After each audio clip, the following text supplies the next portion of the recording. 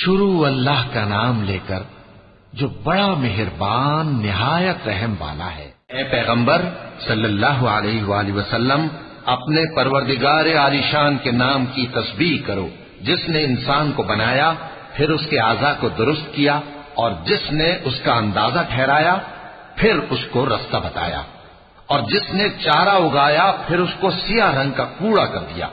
اے نبی صلی اللہ علیہ وآلہ وسلم، ہم تمہیں پڑھا دیں گے، پھر تم فراموش نہ کرو گے، مگر جو اللہ چاہے۔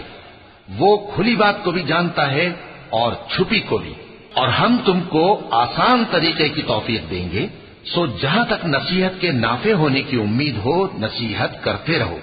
جو خوف رکھتا ہے وہ تو نصیحت حاصل کرے گا، اور بے خوف بدبخت اس سے کترائے گا۔ جو بڑی تیز آگ میں داخل ہوگا، پھر وہاں نہ مرے گا اور نہ جیے گا۔ بے شک وہ مراد کو پہنچ گیا جو پاک ہوا، اور اپنے پروردگار کا نام لیتا رہا اور نماز پڑھتا رہا۔ بات یہ ہے کہ تم لوگ تو دنیا کی زندگی کو ترجیح دیتے ہو، حالانکہ آخرت بہت بہتر اور ہمیشہ باقی رہنے والی ہے۔